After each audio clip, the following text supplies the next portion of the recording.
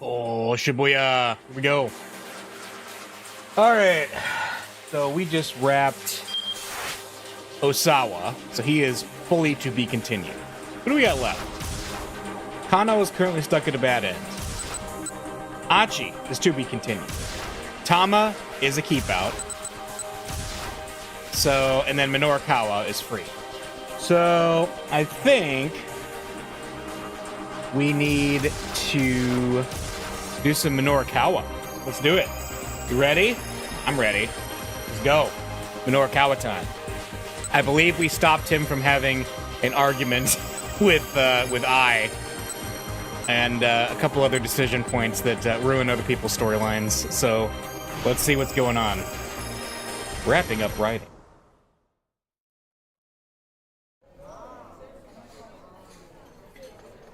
I'm past. Okay, so this. Right, he was getting the call from.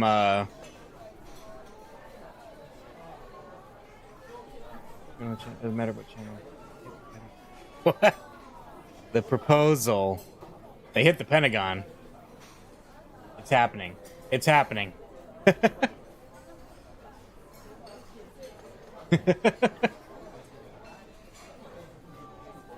All right. Let's see, it's gone. Oh yeah, that's right. Because he lost the proposal.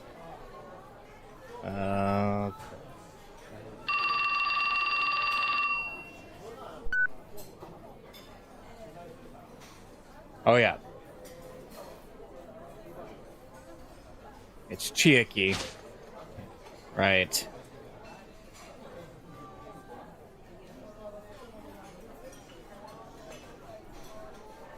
Yeah, this was him having to go deal with Chiaki, and then so by not talking to Chiaki with Kano, we saved the day. Chiaki did not lose all hope in herself and go home.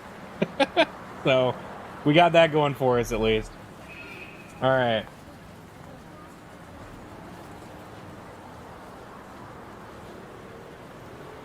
He had to hurry. Had to get to the demo venue, but he lost the map and forgotten the location. Think, man, he told himself. Where would they hold an event like this? Probably someplace big, right? And there ought to be a guide or someone out front, too. With these assumptions in mind, Minorikawa broke into a run, searching ahead as he went. He stopped when he caught sight of a particular multi-tenant office building. A whole stream of women were filing inside. All of them looked a little heavy, too. Uh-oh. Hater. Wow. This had to be the health food company's sales demo. He hurried into the building. Interesting. The women were queued up down the hallway. That smile on his face. This was definitely the place then. More confident by the moment, Minorikawa made his way up the stairs. Finally, he reached the front of the line. There was a notice posted outside the doorway ahead. Minorikawa read it out loud. Auditions for the starring role in Sun TV's Sumo Queen 2? He has a type, and he's not ashamed of it. That's right. He is an appreciator. He's an architect, you know? He's an architect. Sumo Queen 2. Sumo Queen 2. A suspense drama about a string of murders that crop up while a group of female sumo wrestlers tour the country. The Megashira, Komosubi, Sekiwake, and Ozeki, the 5th through 2nd place wrestlers from both East and West, are all killed in sequence, leaving only to the top 2 ranked Yokozuna, with the real killer still unknown. Things come to a heated climax in the ring during the final match, when the loser tearfully confesses to her crimes. It concludes with the victorious wrestler, who'd also been playing the part of detective, sorrowfully looking the culprit in the eye, stating, "It's off to the big house with you." Oh, no! Oh, no! That's a terrible pun. Oh, that's terrible. It was a sequel series to a recent TV drama featuring full-figured actresses. That's it! Minorikawa exclaimed, a new project proposal springing fully formed into his mind. He felt as if he'd been struck by a bolt of divine inspiration. Big bodies, bigger names. Oh my gosh. A new arena opens for aspiring, plus-sized actresses. Never mind the diet drink demo. This was going to be Minorikawa's big story. This is not going to end well, is it? Minorikawa managed to meet the deadline. The show, however, wound up being a massive flop. Sales of that issue of 4-star General Gossip were likewise lackluster, with an unprecedented number of copies going unsold. No! Not again! Don't do it! Mr. Toyama's debts continued to spiral out of control, and before long, Heaven Publishing was no more. Well, you know, what can you do? Bad end. Sumo Show does massive belly flop. No!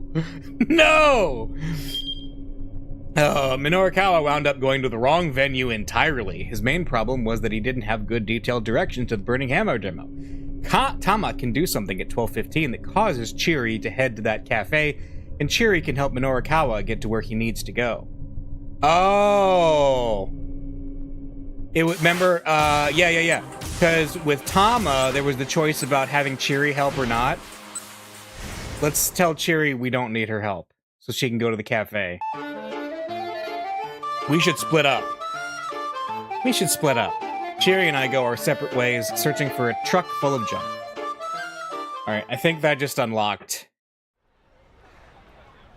Yeah, center gut, because it's the same. Yeah, she does the bump into Toyama. Yeah. Okay. So that, I think, should have saved Minorikawa. It sure did. Okay. Oh, wow. That changed a lot. Alright.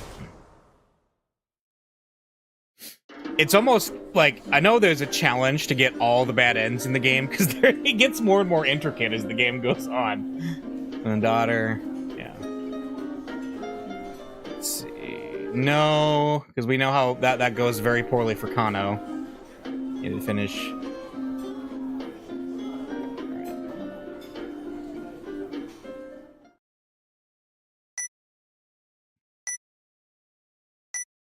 What's that? Strange beeping sound. Upon looking up, he found his attention drawn to a young woman at another table. And then one of these, and one of these. Oh, and this, and this, and this, and this, and that too. She finished with a broad grin. It's Chiri! Let me just repeat your order back to you. 1 Japanese-style beef patty, 1 spicy fish roast spaghetti, 1 chicken casserole, 1 French onion soup, 1 fruit parfait, 1 chocolate parfait, and 1 deluxe chocolate parfait. Will that be all? The waitress anxiously awaited confirmation. Waitress, Ryoko Kakinuma, a second-year student at Midoriyama Academy's law school.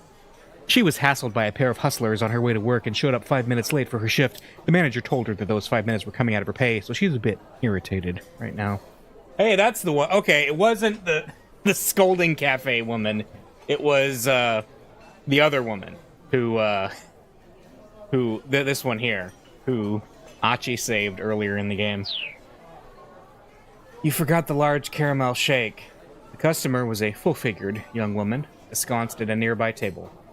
Oh, my apologies. The waitress quickly jotted down the addition to the order. That'll do it for now, the young woman said. For now? Yikes. She's actually planning on ordering more after that? Marveling at this display of appetite, Minorikawa went back to typing.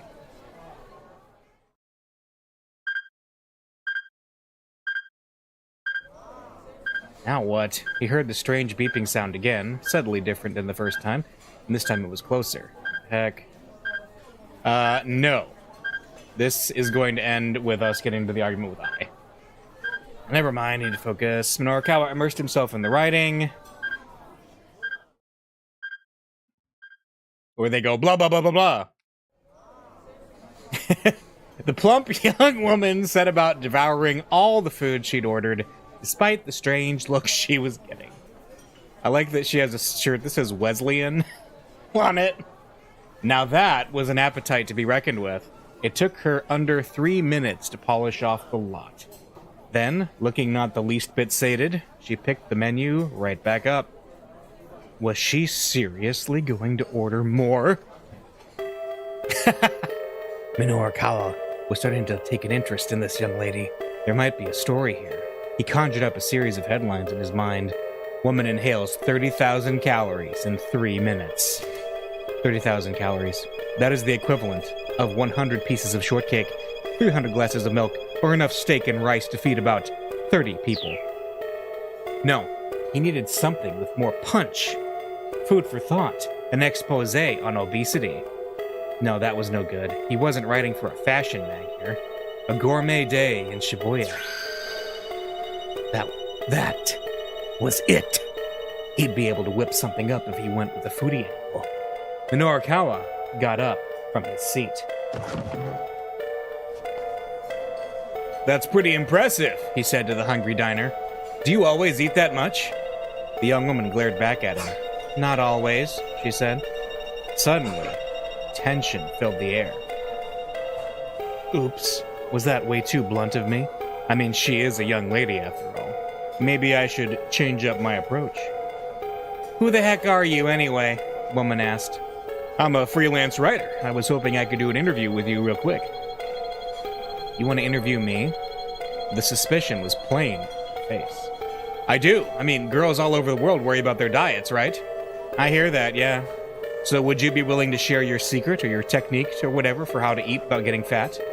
What, me? Sure, I mean, look at the figure you're maintaining despite eating all this food. The young woman's expression brightened up. Oh, you noticed? There's actually a lot that goes into all this. Yeah? The basic thing, though, is to eat 10 meals a day. 10 meals a day. Minoru struggled to keep his jaw from dropping.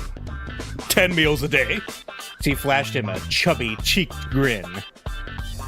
Hey, you don't know how diets work, do ya? She chuckled. Eating only 1 or 2 meals a day, that's what'll make you fat. You gotta space your food out into smaller portions throughout the day. That's the fundamentals of dieting right there.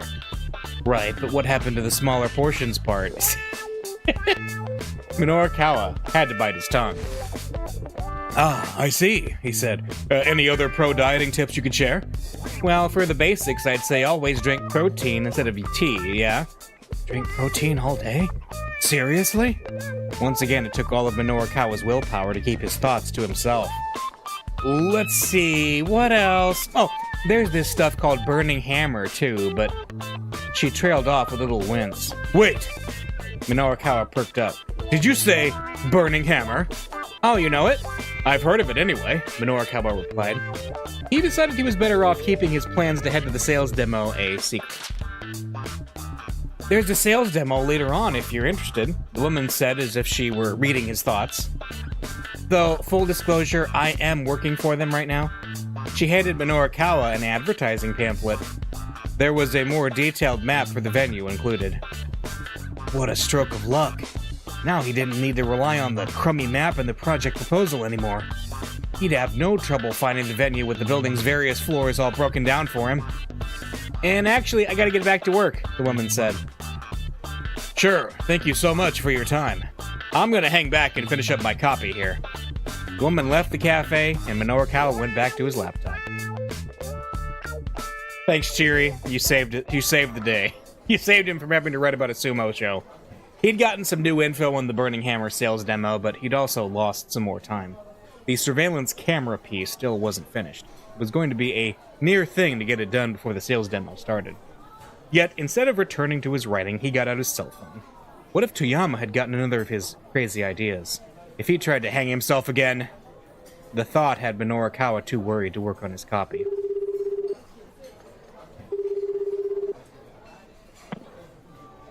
The phone rang several times before someone picked up. He's gonna write a best-selling story about Burning Hammer resulting in most of the city dying instead of the owner of the publication. Yeah, he's just gonna nuke the city. Everyone's just gonna, eat or drink Burning Hammer and just die of sweat and pain and heat. Mr. Toyama, where are you right now? Minoru asked. Right now? I'm on the run, somewhere near Shoto. Shoto.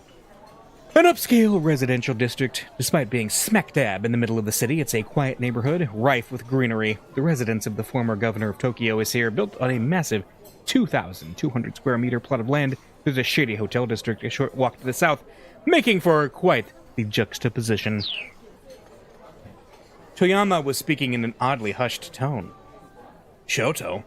After you left the office, some guys came by to collect on my debts, so I made a run for it. Okay, so he wasn't dead, but the situation was still pretty bad. Look, we'll get you through this somehow, Minorikawa said, hoping it was true. Let's see. Just keep your head down and stay out of it. You need to get back to the office. I think saying you need to get back to the office is going to prevent him from running into Kano, so we need to do that. You need to get back to the office ASAP. The office? But they'll find me there for sure. Toyama's voice was little more than a pathetic whimper. It's a little bit of reverse psychology. The last place the debt collectors are going to think you went back to is the office, right? Ah, I see, Toyama said. He sounded impressed by the suggestion. For now, I'll just stay hidden until I can get these articles finished. All right, Toyama said weakly. He hung up. Minorikawa let out a deep sigh, then turned back to his laptop. Oh, keep out. We've been kept out. That's rough. Alright.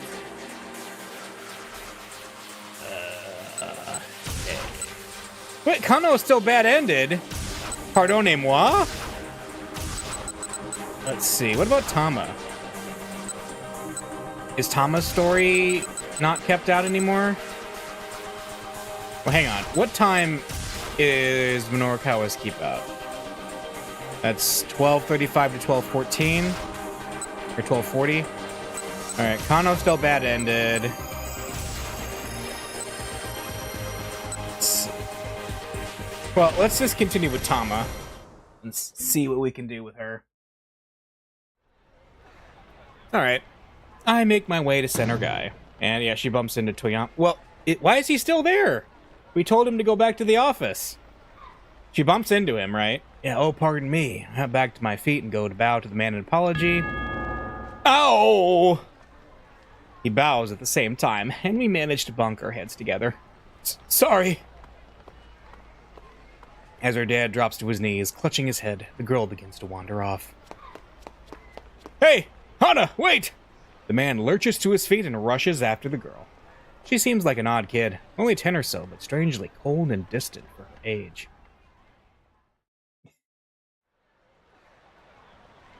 And there's all the Ayakamiki ads. Nursing my own sore head, make it all the way back to Shibuya. Okay, I'll probably never find it just by wandering around randomly. So there's that big watch. 12:35. Minutes. What should I do? Okay. Oh, we got rekept out. We've been blocked at every road. Okay, I guess we gotta look for jumps. Let's see. Minorikawa, is this the jump that we missed? That's right, because he runs into the two thugs. A pair of thuggish-looking men came along. A guy and his daughter. Yes, there we go. Just moments ago, Toyama was talking on the phone with Minorikawa. This should break Minorikawa's keep out. Let's see. Oh, it did. Nice. You've gotten some new info. Also, it's time. And he got his cell phone. Right? Is this gonna break the keep out? I didn't see it break. Before he picked up, right? Where are you right now? Somewhere near Shoto. Yeah. He wasn't dead. So...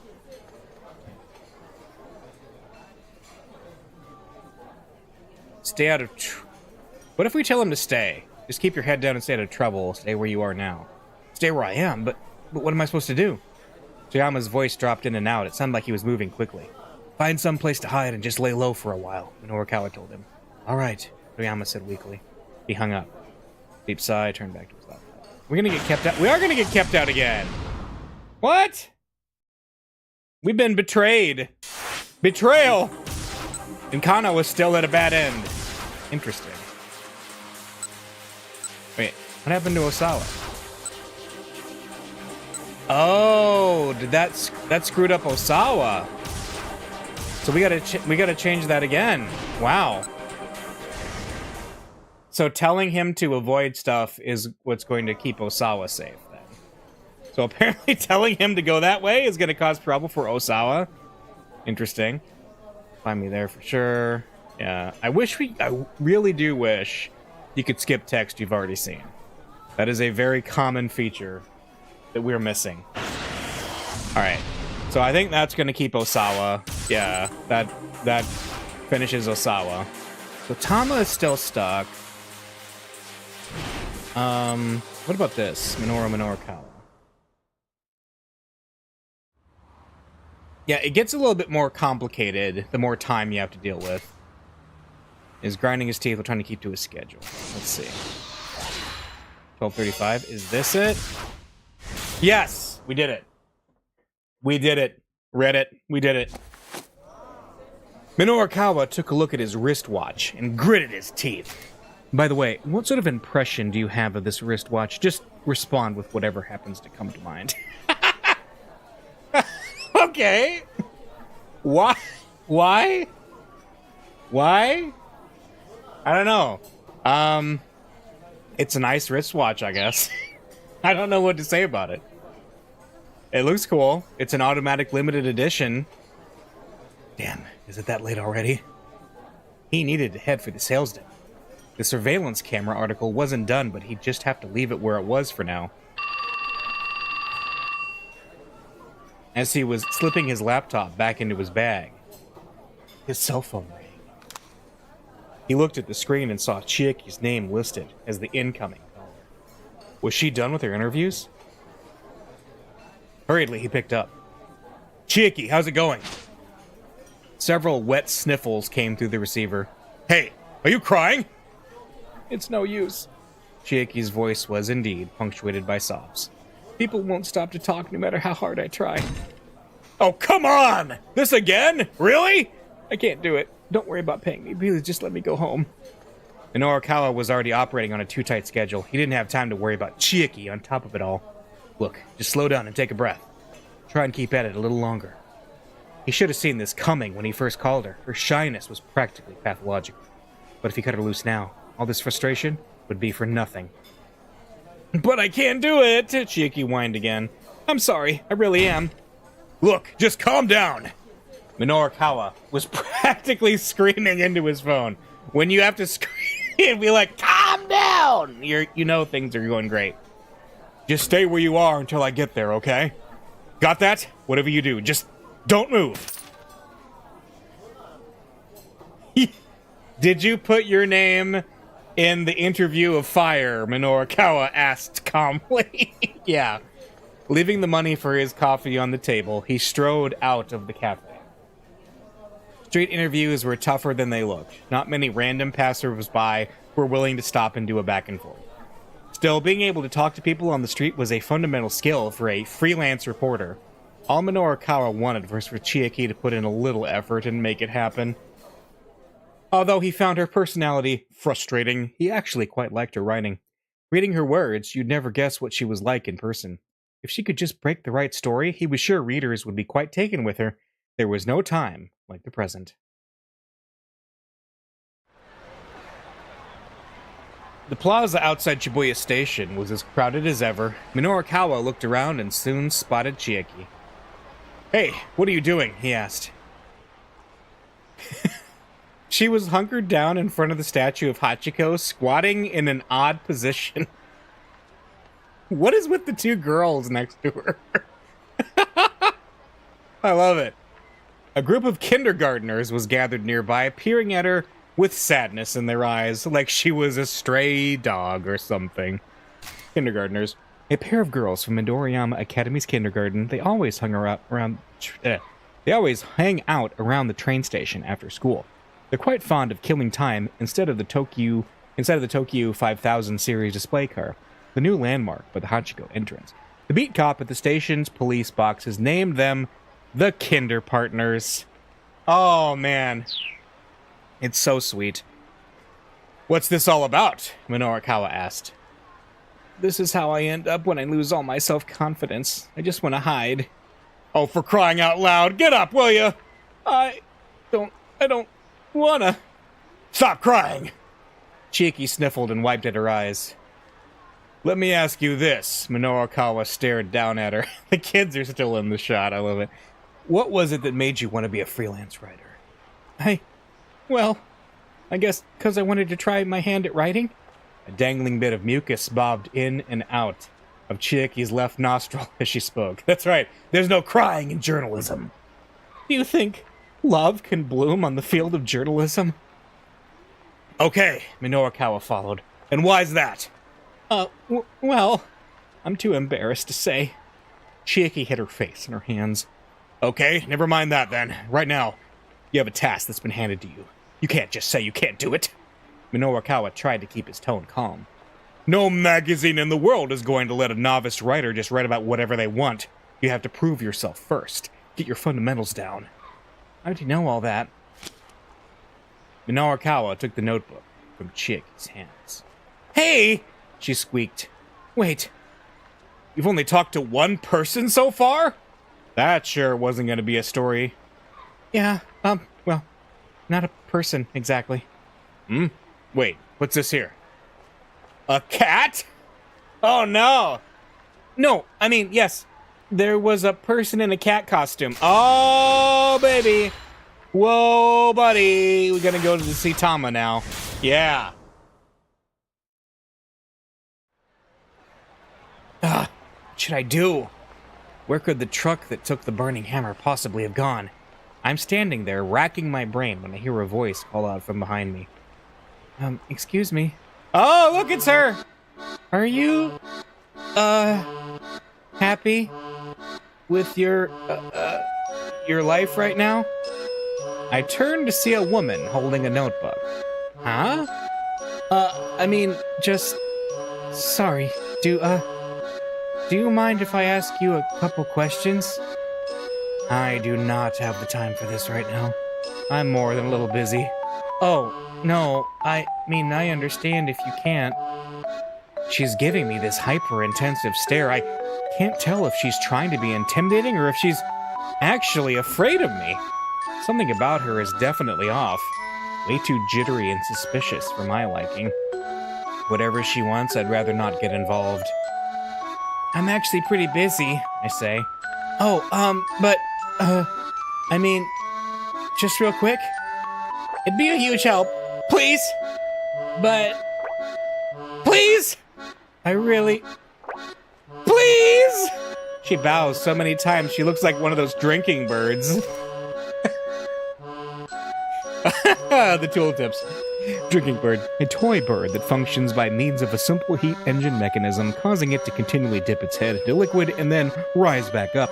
Sometimes falsely claimed to be a type of perpetual motion device, once a common sight in offices the world over. The girl is kind of creeping me out. No, we gotta talk to her. I can't help but feel bad for this poor girl. I guess I can give her at least a few moments.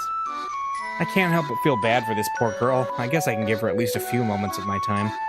Alright, but please make it quick. Oh! Thank you! Thank you so much! She goes back into drinking bird mode. So, what was the question? Oh, right. So, are you, happy with your life right now? Well, right now, as you can see, I am a cat.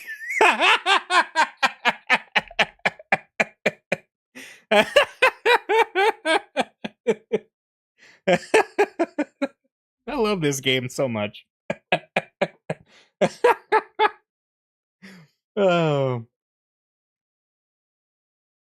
Oh, a cat. Yes, I see. A cat. So, yeah. I'll put down cat. She just writes the word cat in her notepad. Right. So Seki-san? Yeah! Yes, it is. It is, yes. I am a cat. Oh, man. Right, thank you. Huh? Are we finished already? Yes. Yes, we can finish right there. She hangs her head a little and looks away. Well, that sure was quick. I'm not sure I can get what it was all about. Did I really give her enough to be useful? I doubt it, but hey, at least it was over fast. I head off in search of the burning hammer once more.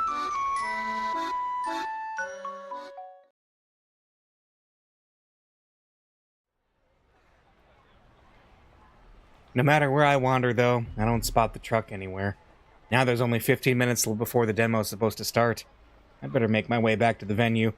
Maybe Cheery had better luck in her search. Back at the break room, I'm met by Mr. Yanagishita, who positively radiates despair. That is a look there that is just radiating despair.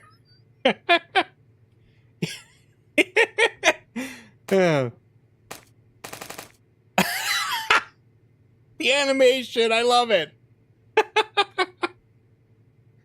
Did you find it? I'm sorry, I tried. Yanagishita's shoulders slump further at my response. Have you heard from Cheery? I ask. No, nothing yet. I guess she's our last hope. All of a sudden, Mr. Yanagishita holds up a pendant. The situation's rough. I'd like you to wear this. It's a miracle stone like the one I saw back in the storeroom earlier. This ought to kick up your luck a notch. Now I see that Yanagishita is wearing another miracle stone around his own neck, using one bit of sham merchandise to help find another. Nice. This is the pinnacle of pitiful. That's what this is. Hurry up! Put it on! Before the luck runs out! Mr. Yanagishita's eyes are all bloodshot. Something tells me that refusing his request wouldn't be wise right now. After a moment's hesitation, I take hold of the pendant. The stone is blue and glittery. What?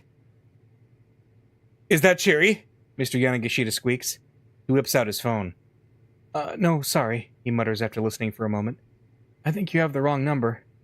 Guess it isn't Cheery after all. Okay. And yet he stays on the line. Huh? Really? His tone suddenly does a complete 180. Yeah, the music is back. This song, by the way, on the OST is called Eggplant, because I think the actor who plays Yanagishita is a Japanese comedian who goes by the name basically Eggplant. So that's the connection. Yes, please, thank you so much. As soon as he hangs up, Yanagishita strikes a victory pose. It's a miracle! Burning Hammer is back, baby! The recycling guy realized his mix-up and returned the boxes to the loading dock!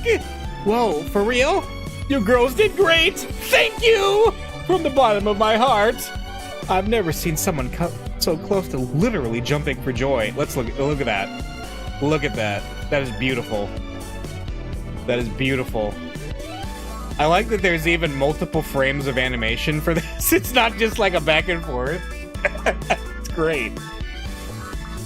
I'm gonna go prep the demo room. Tama, you bring the burning hammer inside. With that, Mr. Yanagishita practically flies out of the room. No way, I murmur to myself. This thing didn't actually work, did it? I examined the miracle stone more closely. It just looks so like some kind of toy jewelry. I wish that I actually get paid my 20,000 yen. Hey, it's worth a shot. With the miracle stone still clutched in my hand, I hurry out to the loading dock. As you can see, I am a cat. I brace myself before actually stepping out the door. It's there! It's really there! The cardboard boxes are scattered all around outside. Wait. Scattered all around? What happened to them?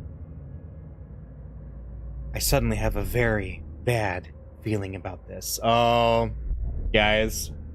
Remember what we did last week? We had Achi throw some boxes at the man with the cane. Guess what the boxes were?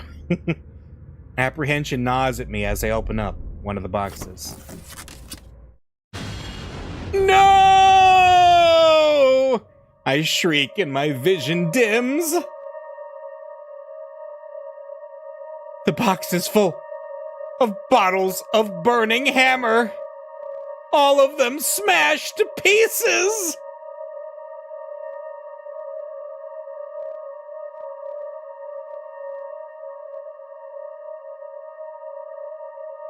To be continued. To be continued? Wait, what? I thought that was gonna be a bad end. Because we had Achi throw the burning hammer. It's a to be continued. Interesting. Okay. So wait, the only people we have left is Kano and Minorikawa, right? Alright, let's continue Minorikawa. Person in the cat suit. Maybe something Minorikawa does saves Kano. What's this here? Cat? Yeah, there's a person in a cat costume. I thought since I couldn't see their face, it'd be easier to ask them stuff. Fine, whatever. Now go get back out there and get me some more. Look on her face. And the two girls are pointing at her. I love it. All three of them are pointing at her. That's great. Minorikawa steered Chieki toward the passing crowd. What, now? Yes, now! We've got no time to waste! I'll even stand by and watch for a minute. Now enough with the excuses and get out there! Minorikawa looked on as Chieki wandered through the crowd. Her anxious demeanor seemed to repel everyone around her. On the rare chance she did manage to flag someone down, the way she stammered through her initial questions made them take right off again.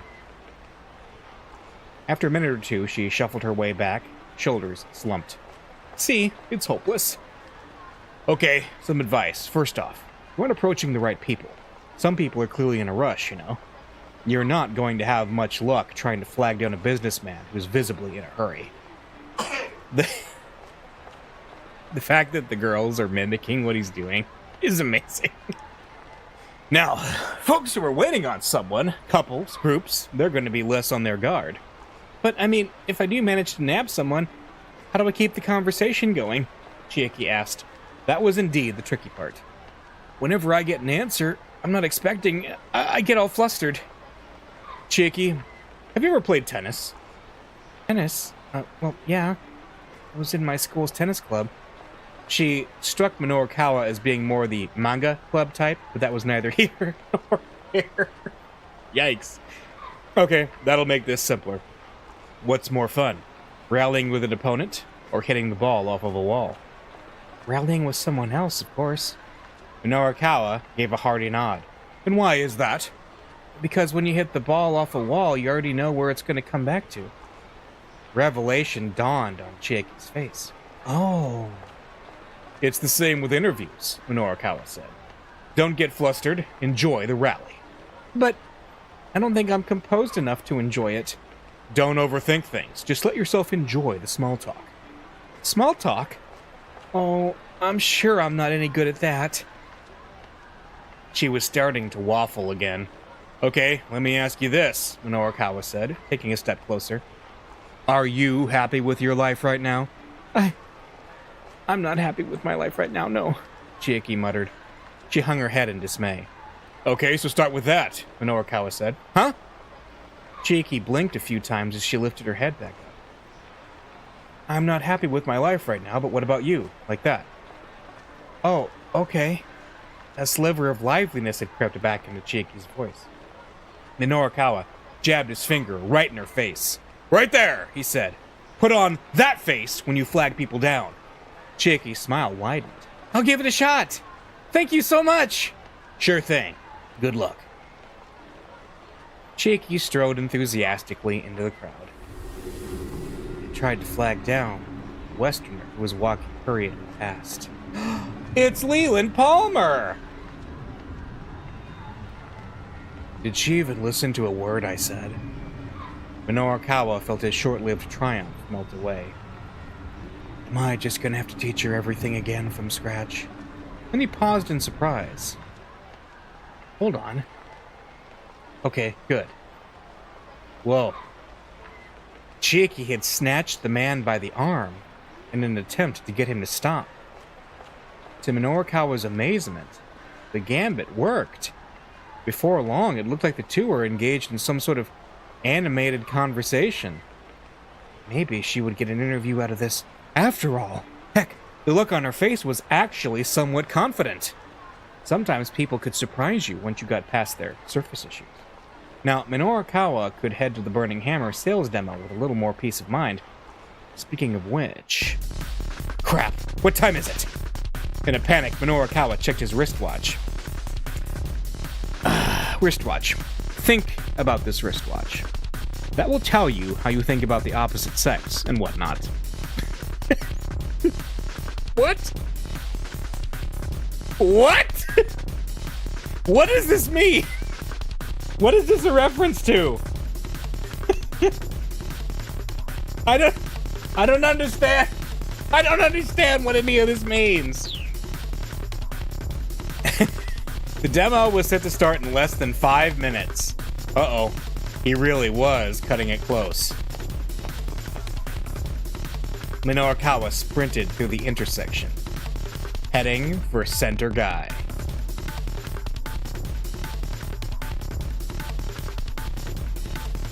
To be continued. All right, we gotta get Tama.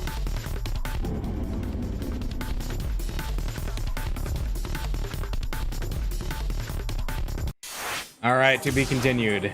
Actually, no, we gotta get Kano. Everyone is to be continued except Kano. Okay, what? Back to the precinct. All right, hang on. Kano, certain someone needs to give those two some better advice. Certain someone needs to give those two some... And a certain other someone needs to meet up with them outside his or her house. Oh, so hang on, we have to do... Oh, so there's like a multi-tiered way to get out of this one. Okay. So hang on. So Minorukawa needs to tell him to stay where he's at, then Osawa needs to meet him. Got it. That's wild. So stay where you are, and then go to Osawa. Yama's voice, sounds like he's moving quickly. Lay low. Alright, turn back to his laptop. So, hang on. Now we go to Osawa when he sneaks out the back. So, is he not going to meet the Yakuza this time? He's going to meet the, them? The other detectives. He headed for the back door. Right. Opening the door quietly, he slipped across the yard and out through the back fence.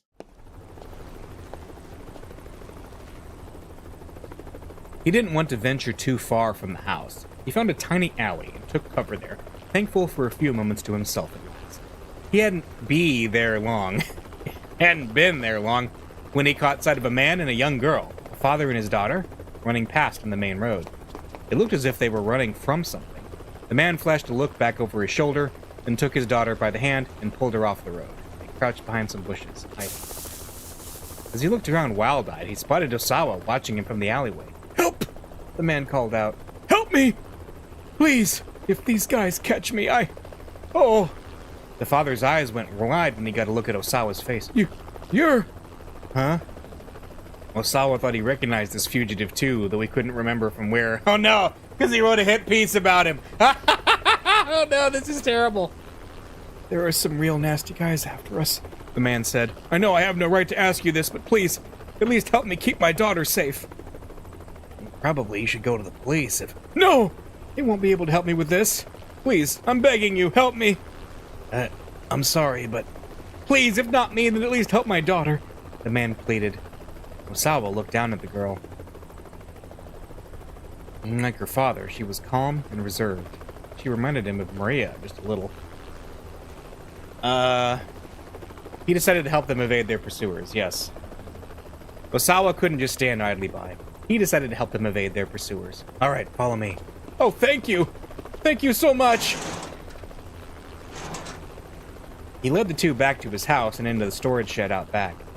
"You can lay low in here for a while if you like," he said. The shed was fairly large. There was plenty of space for the man and his daughter. "I'm so sorry," the man said. "I'm not sure how I can possibly thank you." "Don't worry." Osawa closed the shed door and headed back to take a look around. Alright, is that... Oh, nope, there's more. Okay, thuggish-looking men. No doubt, these were the people the father and daughter were running from. You there, said the one in sunglasses. You, see a guy and his daughter around here? They should have come by this way. There was a hint of menace in his voice. Man and his daughter? Ah, yes, I think I did see them run through here. Which way'd they go? That way. Sweet, we almost got him. The pair sped away. Osama waited until they were fully out of sight and called out to the shed. All right, they're gone. The door stayed closed. I'm really sorry, the man called back from inside. Those guys might come back this way. Is it okay if we hide out here a little while longer?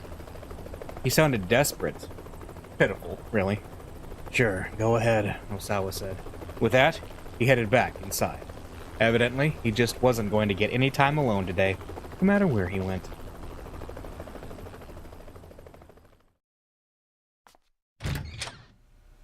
Alright, and that's when we run back into Kajiwara, and thankfully it gets us back to the to be continued. Alright, Kano is saved! Let's go back to the pincer attack.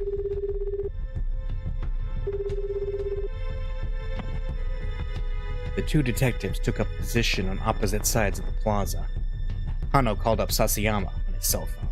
You ready? He asked. Just give the word. There were only two non-Japanese people in the nearby crowd. Both were eyeing their surroundings anxiously. Kano was certain the handoff was about to take place, and sure enough. What? The second man approached the one holding the attaché case. After exchanging a scant handful of words, he took the case and walked off. Sasayama, I'll handle the guy with the case. Got it. Sasayama broke into a run, chasing after the man who'd taken the ransom. Kano hung up his phone and rushed to close the distance with the other man.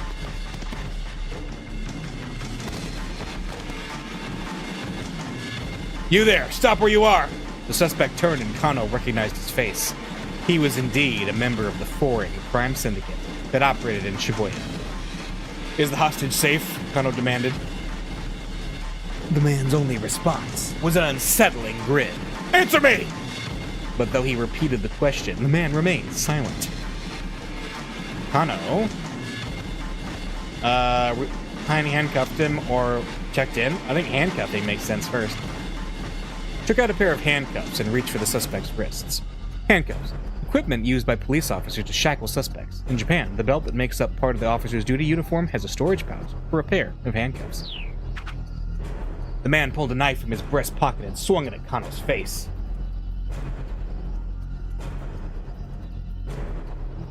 Kano managed to jerk away in time, but his momentum carried him too far backward, and he sprawled on the pavement. Damn.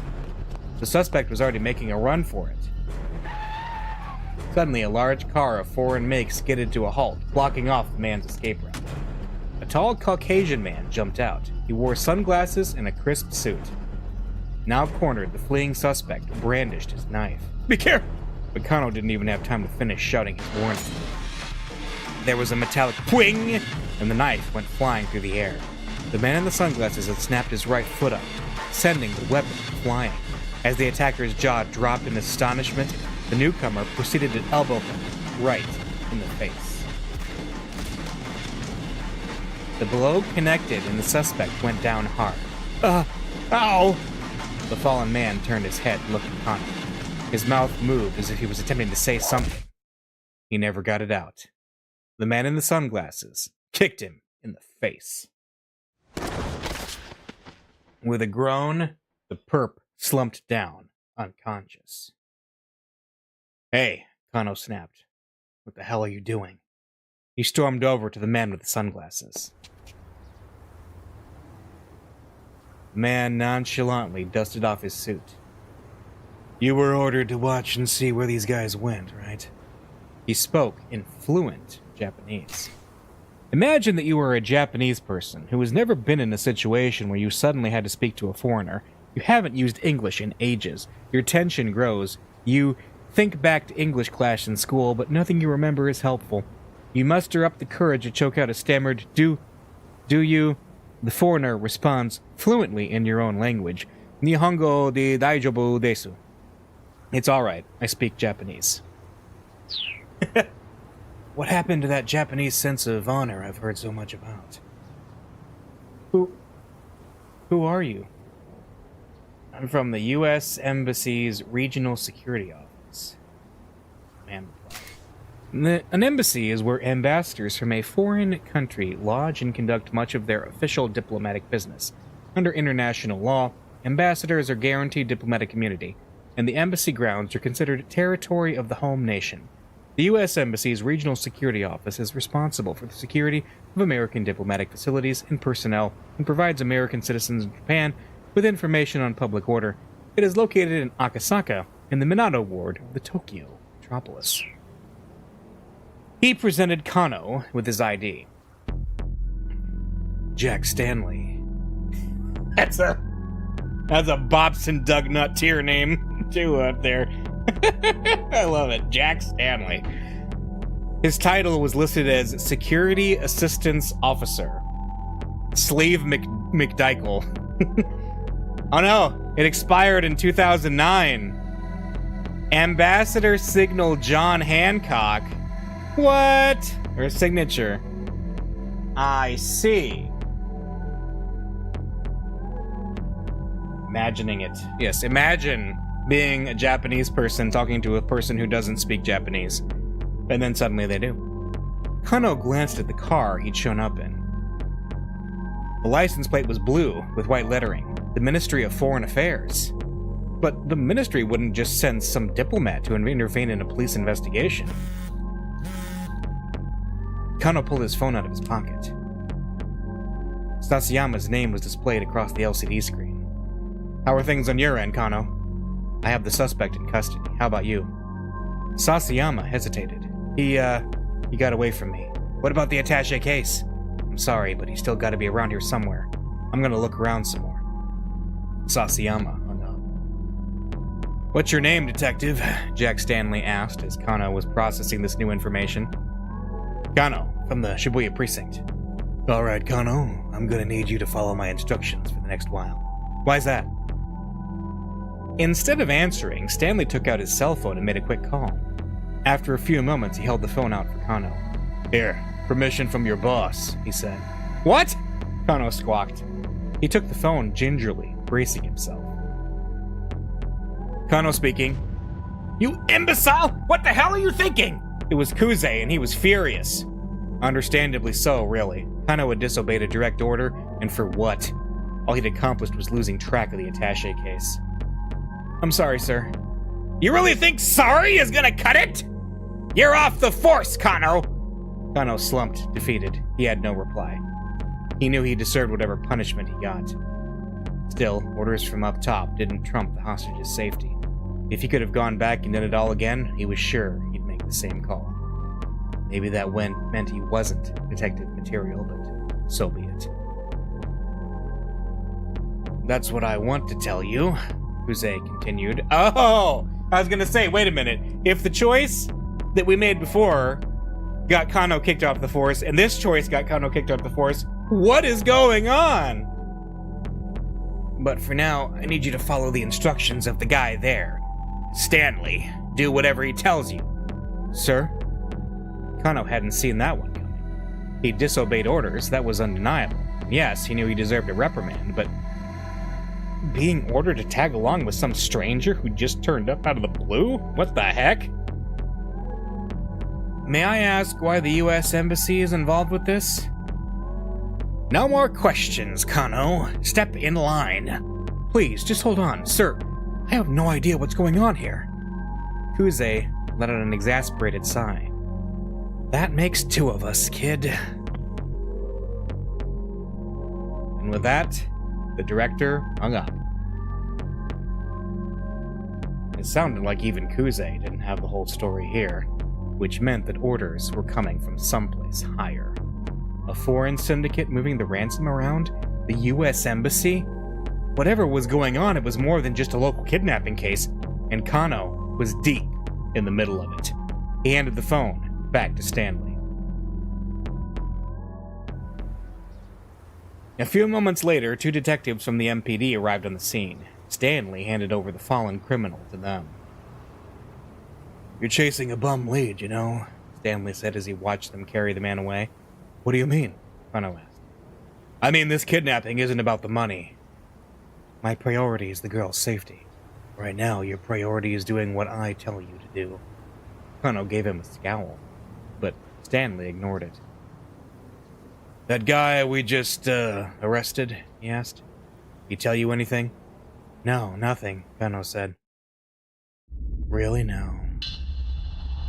All trace of emotion drained from Stanley's eyes. His gaze pierced Kano like icy daggers. Okay. This game's having a serial moment here. Super serial. It held a glimmer of something dangerous. Something Kano had seen plenty of times since he joined the forest. He wasn't looking into the eyes of some diplomatic liaison. No, this was a man who knew how to kill. Who'd killed people before. With some effort, Kano managed to regather his sense of professionalism. He didn't tell me anything, repeated. I just know that he's a member of some foreign crime syndicate that works out of Shibuya. I probably know some of their hangouts. Show me, Stanley said, cool as an automaton. We'll take my car. Kano wiped away some of the sweat that had beaded on his brow as they headed for the vehicle. He was just sliding into the passenger seat when Kuze radioed over the wireless. Okie dokie, folks, listen up. Childish tone was back in his voice, full force. Kano stiffened on reflex. He knew what that meant. So, he told me Osawa has, gone missing. What? Kano couldn't believe his ears. Wasn't Tatano supposed to be protecting her right now? Also, Detective Tatano hasn't radioed in. And, we can't reach him from our end either. No way. Kano blurted out. It can't be. So yeah, Kuze continued, he might have gotten caught up in this mess too. Cotton? It wasn't like a detective of Tatano's stature to go incommunicado during an investigation. It could only mean that something had happened to him. Something major. No. To be continued. Alright. We're moving into the next hour here. Officially.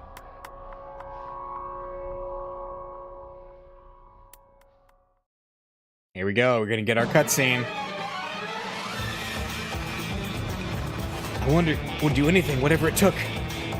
That was sarcasm, wasn't it? Time's up. I'll pay you double what they're worth. Any evidence has been covered up. Alright, it's 1 to 2. 1 to 2 p.m. Alright. Alright, I'm going to take a very quick break, and I'll resume in a moment.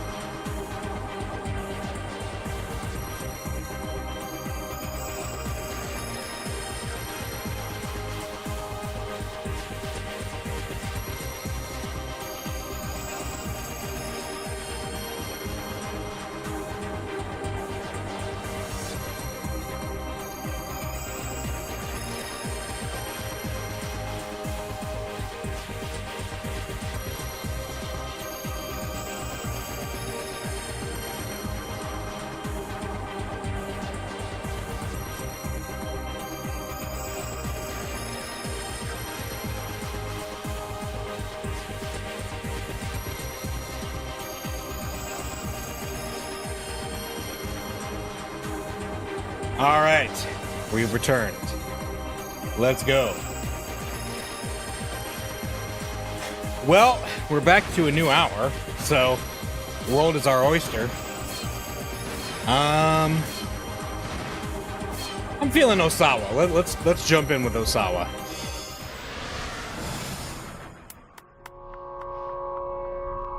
I don't deserve to be forgiven for what I've done.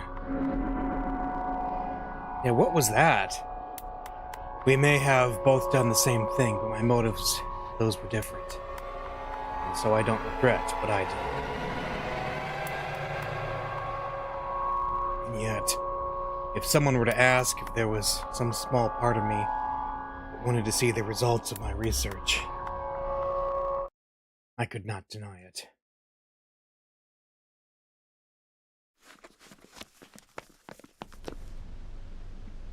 Osawa grabbed his shoes from the entryway and then headed for the back door.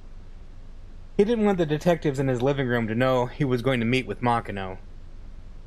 That past Kajiwara was nowhere in sight. Now was his chance to slip away. Gotcha. Speak of the devil! Kajiwara had snuck up behind him. Oh my gosh. That guy is so creepy. I love it.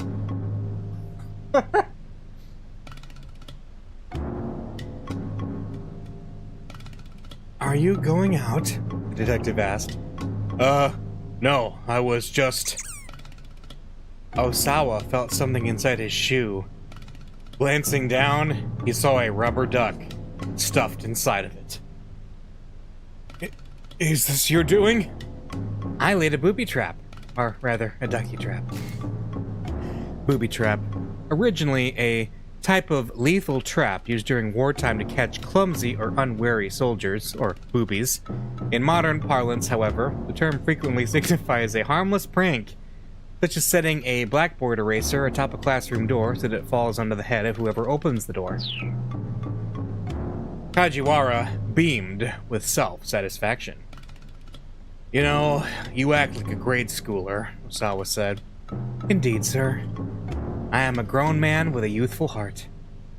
Leave it to Kajiwara to yet again miss the point entirely. With a sigh, Osawa tossed the duck at him. Kajiwara caught it nimbly in one hand and then stuffed it right into his pocket. I won't tell you that you aren't allowed to leave, sir. All I ask is that you tell me where you've been and where you plan on going. My work is highly confidential. I'm not at liberty to discuss just anything about... Please try to work with me on this, sir. Kajiwara interrupted. He leaned in, uncomfortably close. Do you recall what I said before about how I'd appreciate if you didn't keep secrets from me? Osawa hesitated, inwardly debating how much he should share. I'm just gonna buy some cigarettes. I'm going out for cigarettes. Yes, I love it. Oh my goodness. No. We're, alright, I'll tell you. He decided to tell the truth. Alright, I'll tell you. Just leave me in peace. One of my colleagues is waiting for me outside. Who is it? I'm sorry, that's all I can say. Look at that. That is an amazing shot. I love everything about this shot.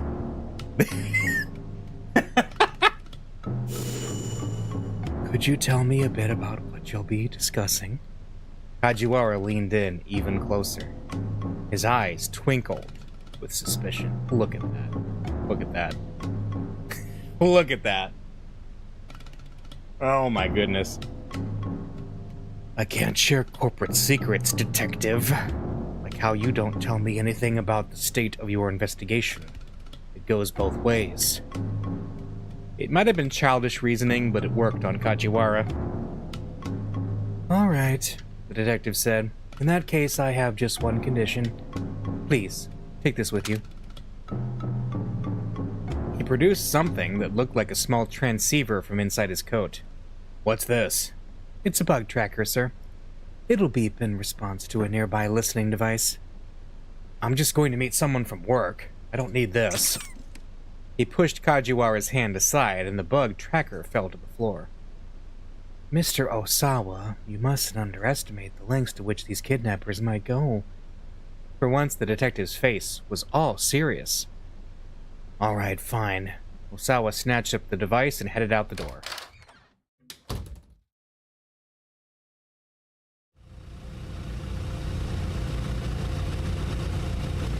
Makino's car was parked out front. The driver stood alongside it. Osawa exchanged a wordless greeting with him and got into the back. He found Makino reclining in one of the luxurious leather seats. Now then, Makino said, what did you want to ask me about? Lighting his cigar, he glanced sidelong at Osawa. I was hoping you could explain the situation to me, sir. Which situation would that be? So he was still going to beat around the bush even now. Osawa suppressed an urge to shout at him. Are you the one who let the antiviral out of the lab, sir? Yes, that was me. Makino didn't bat an eyelid. So why had he been so coy a few moments earlier? But how? The fingerprint authentication system is almost unbreakable. Getting access to the storage area would... He trailed off as a thought suddenly occurred to him. It was not strictly true that fingerprint authentication was the only means of entry. Osawa and Tanaka had both set up passwords to failsafe in case an injured fingertip somehow prevented them from operating the scanner properly.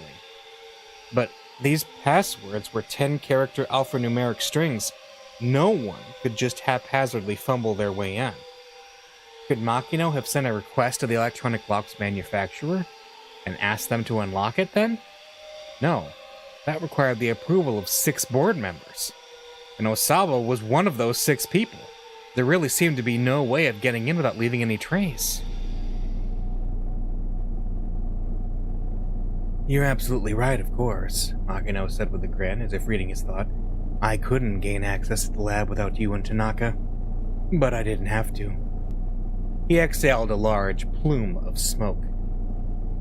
You remember when we released the samples for animal testing? No.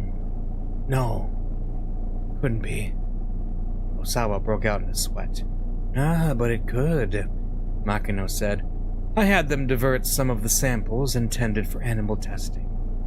Naturally, that didn't leave any record of anything being taken from the lab.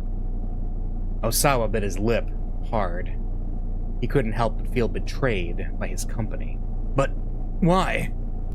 Makino let out a nasal, one-note chuckle. You don't seem to grasp just how valuable this thing really is. What do you mean by that, sir? Makino lowered his voice. There's a major world power out there that has already weaponized the UA virus. For a moment, Osawa thought this was just a sick joke, but the look on Makino's face told him otherwise. I've been informed that it was recently used in a military installation in the Middle East. Within 12 hours of dispersal, there were at least 800 casualties. If you include civilians, the number jumps up to over 2,000. Any evidence of the disease agent in the bomb that delivered it has, of course, been covered up. Osawa listened in amazement, his outrage that any government would commit such an atrocity not quite suppressing his excitement at discovering that the virus could be propagated by explosive means. He felt a flush of guilt at his own fascination. The antiviral you created, Osawa, has the potential to render this weapon useless. Right now, Akoshi Pharmaceutical possesses the sole means to combat UA. Makino's lips curled into a boastful grin. Any number of countries would love to get their hands on it. The major power in question has offered an unprecedented sum. and that's hardly a surprise. Having a monopoly on the antiviral market makes the weapon itself that much more valuable. To Osawa, this was a glimpse into another terrifying world, one he had barely imagined previously. And so you wanted to get human testing over with as done as possible, is that it? He spat. Makino shrugged. I explained full well to the locals what the risks of experimentation were, and they were paid in accordance with said risks. They willingly consented to infection with the UA virus. Sophistry! Osawa huffed. Nothing more. You used money to deceive a bunch of poor farmers. Come on, Osawa. Who's being disingenuous now? Makino eyed him with contempt and let out another puff of smoke. I know you, Osawa. And I know you're not really concerned for some bunch of hick farmers. All you care about is your research. The thing that's really nagging you right now is that someone went ahead and did the full clinical trials without you. Oh, spare me the ridicule, sir! As a virologist, I have a moral duty to what? Makino barked. Go to the media with this? Do you have any idea how much money the company has thrown at your lab to keep it up and running? Osawa's lab has incurred expenses of roughly 30 billion yen in developing the antiviral medication. Okoshi Pharmaceutical spends approximately 200 billion yen per year on research and development. Osawa's work is the single most costly element of that budget. Osawa gaped. I do appreciate all the company has done for me, sir. He spoke so quietly that his voice was nearly inaudible. In any event, Makino said, now that you know about the human testing, I can't let you go to America. Huh. How do you know about that? He'd insisted that I keep his planned relocation a secret, but apparently she told her father regardless. If you insist on making the move anyway, I'll use any means necessary to stop you. Makino regarded Osawa with a bloodshot gaze. Any means necessary? Osawa swallowed the lump in his throat. Sir, you don't mean that my daughter's kidnapping was... Don't be ridiculous, Makino said before Osawa could finish. Of course that wasn't me. Nevertheless, I'll do what I must to keep you in line. Remember that. Understood, sir. I'll turn down the U.S. job offer. Osawa heard his own voice like the thin drone of a tiny insect. He felt utterly powerless. I can't simply take your word on that, Makino said. Do it now. I want to hear you do it myself. He jutted his jaw toward the phone in the backseat console. Alright. Or couldn't this wait? Interesting. Oh, we got a big choice here. Oh, man. Let's see.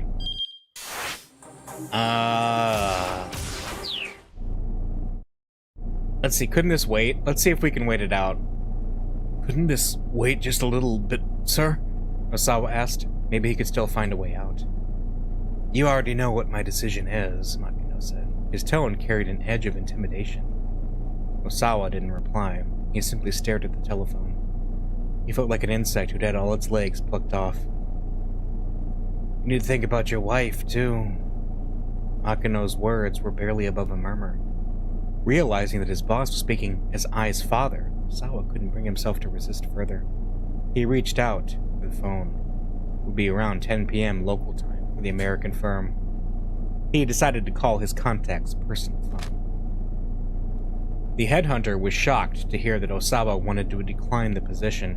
When he pressed for the reasons behind the decision, Osawa hung up. Visibly relieved, Makino lit up a fresh cigar. Sir, there's one thing I don't understand. And what's that? Osawa's head was feeling fuzzy. The smoke inside the vehicle had gotten extremely thick. If someone has this top-secret information, why wouldn't they threaten the company as a whole? Why send those emails to me personally? I'm not sure. There's an internal investigation already underway. We'll find the source of the leak soon enough. At this point, though, Osawa wasn't sure knowing who originally leaked the info mattered much at all to him. If you'll beg my pardon then, sir, Osawa said. He put his hand on the door handle. A sudden, high-pitched chirp sounded from his pocket. The bug tracker Kajiwara had given him had picked up a signal.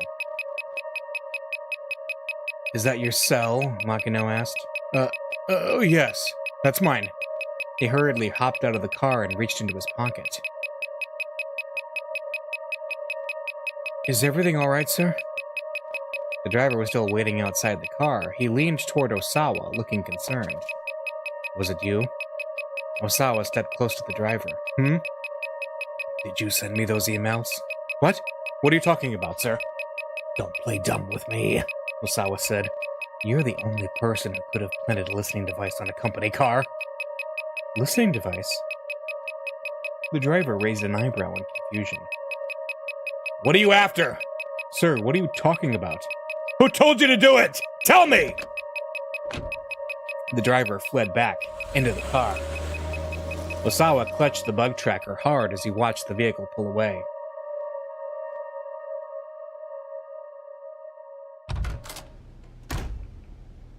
He went back into his house, still gripped by confusion, to find Ai waiting in the entryway. She must have gotten home while he was out. You were with my father, weren't you? She sneered at Osawa as he slipped off his shoes. Yes, I was, he replied, and it's over. What's over? She knows damn well what. He struggled to contain his irritation. America, I'm not going, he huffed. Oh, really? Well, that is good news. She sounded sincerely pleased. Maybe a little more pleased than Osawa cared for. I need to go finish up some work things, he mumbled. He hurried to his study up on the second floor.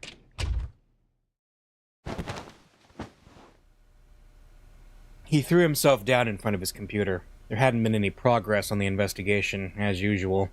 Just how long was this all going to go on for? Were all kidnapping cases this drawn out?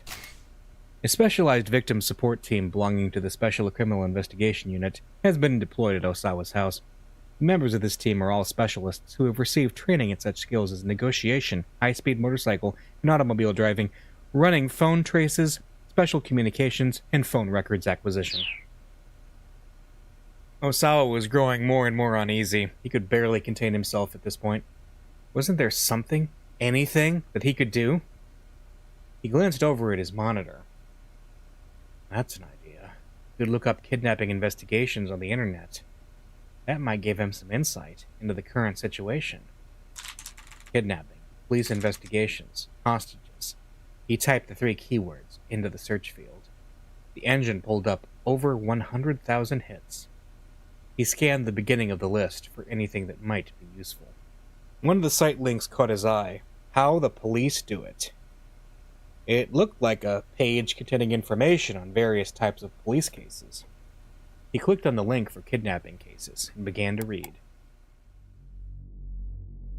Even if the hostage wound up safe in the end, the site informed him, the police lost face if the culprit got away, and if the hostage were killed and the kidnapper evaded capture, the media would have a field day.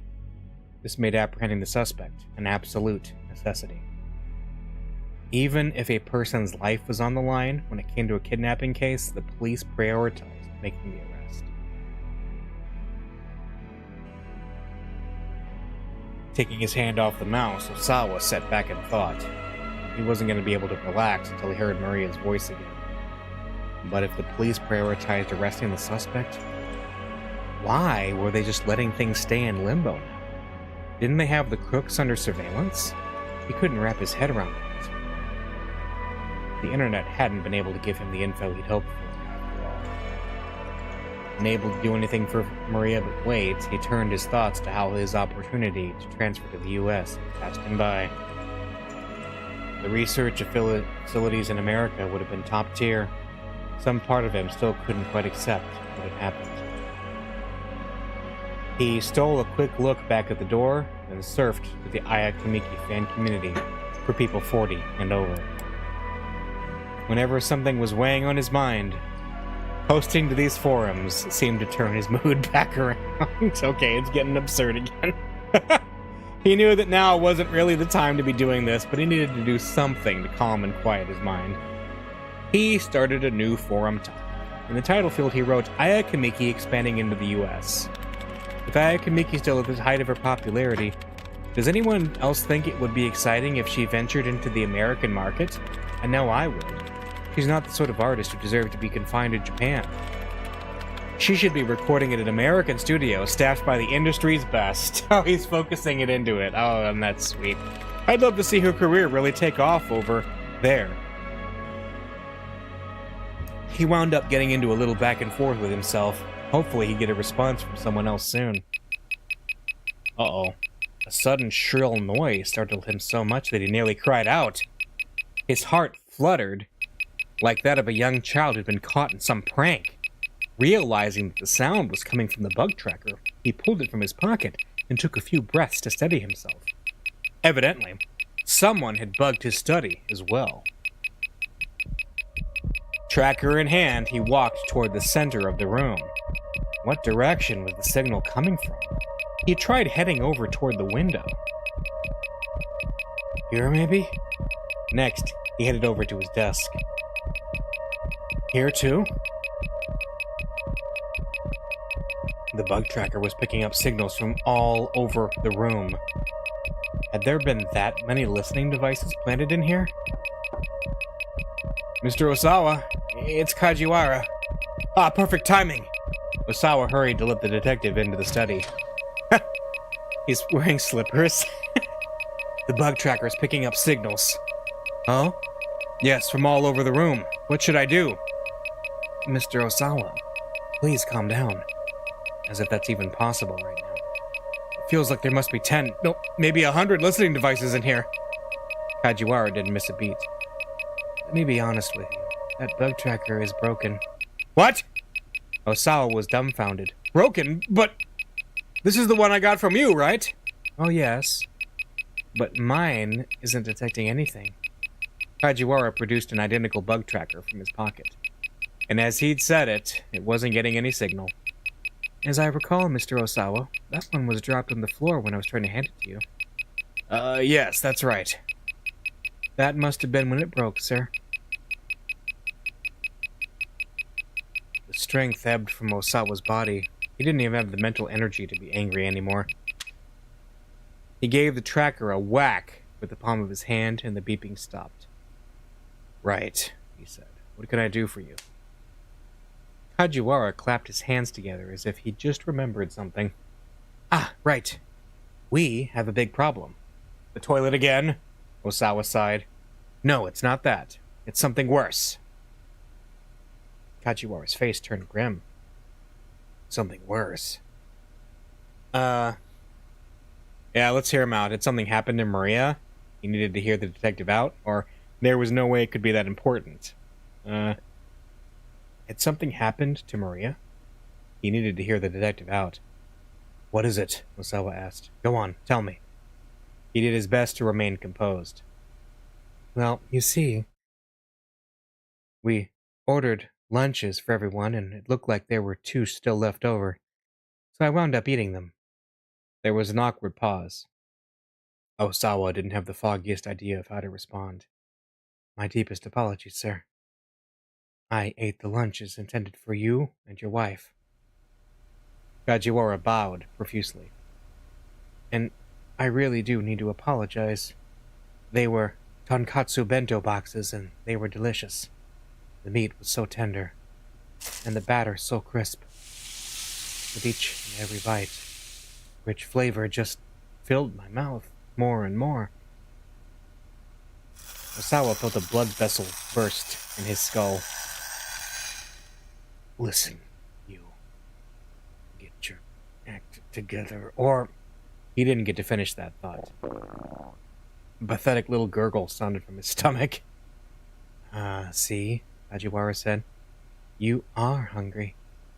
He fussed sheepishly with his hair. At the talk of food, Osawa realized abruptly that he hadn't eaten anything since the night before. There's another creepy Kajiwara shot. Shall I make something for you? the detective asked. This is all my fault, after all. You can cook? Osawa wasn't sure how thrilled he was with the idea of Kajiwara helping him. You mustn't judge people based on outward appearances, Mr. Osawa. All right, fine. Go right ahead, then. His newfound hunger was making it hard for him to think. It would certainly behoove him to eat something. He led Kajiwara to the kitchen. Oh, no! I love it! The transfer. What's with that getup? Wearing an apron in the kitchen is a must, sir.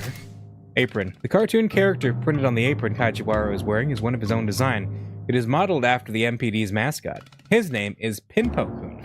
Okay. Alas, it isn't while I'm naked. Naked? Oh.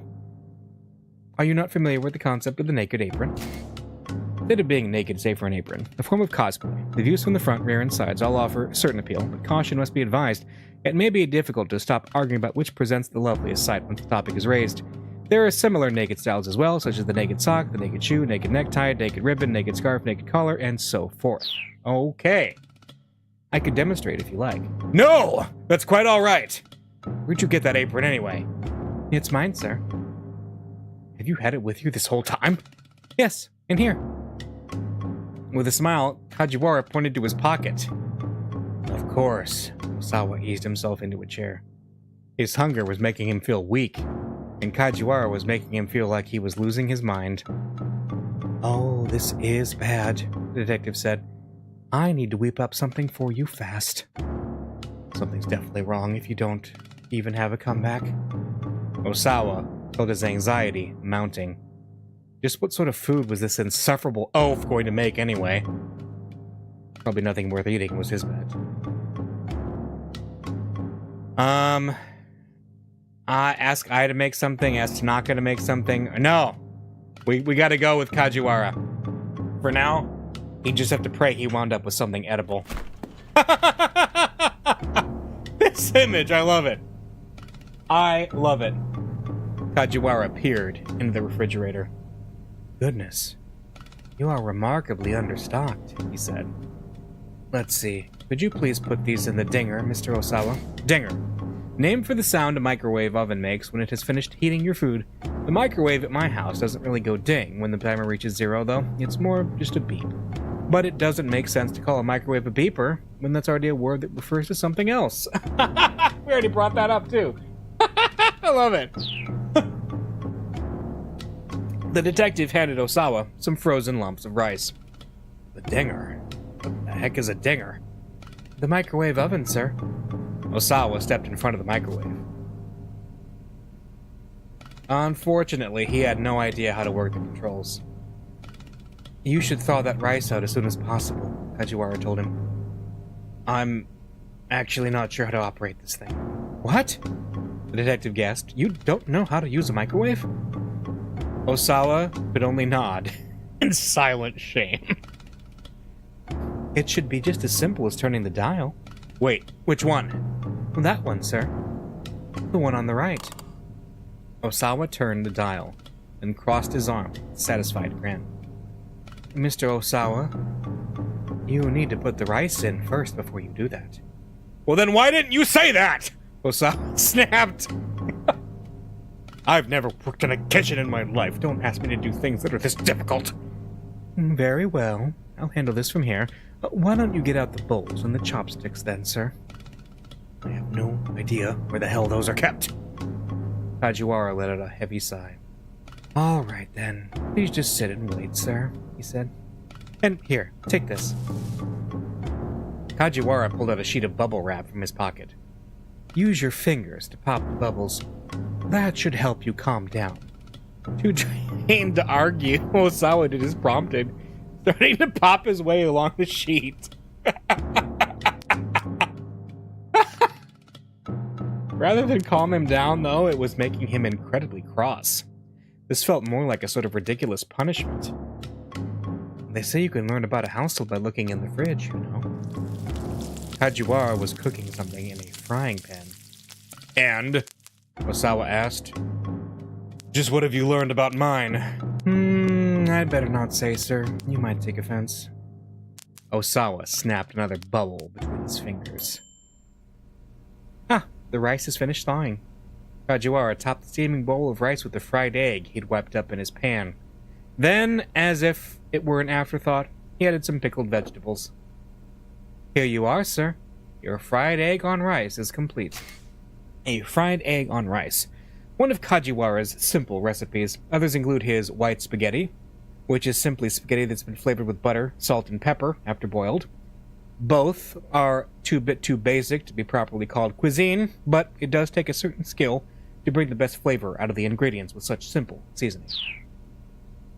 Kajiwara grinned from ear to ear. Go ahead and eat it while it's still warm.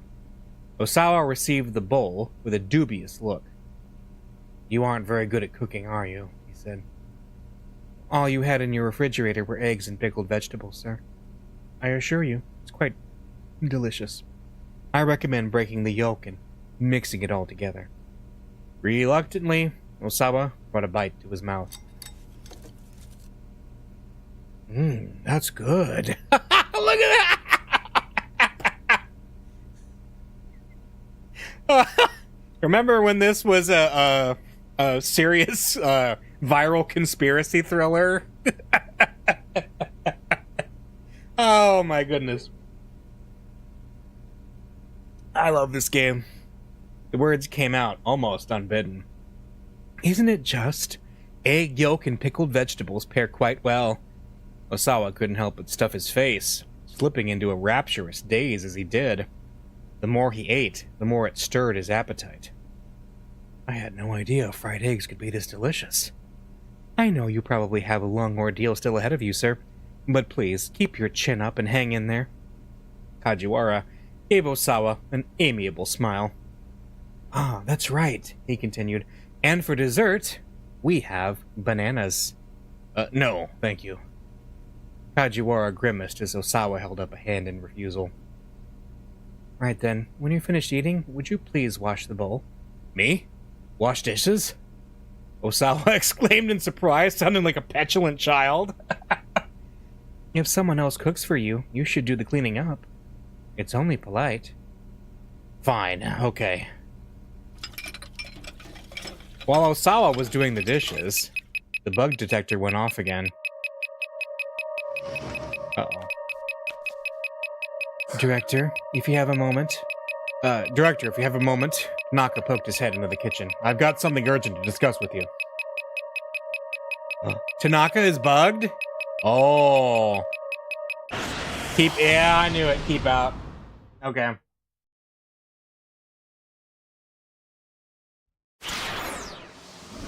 Uh-huh. Alright. I think that's a good time to call it because we're at time. So next time we're going to resume with 1 p.m. to 2 p.m. and see where it goes from there. Alrighty. We will see you next week. Same time, same place. Bye.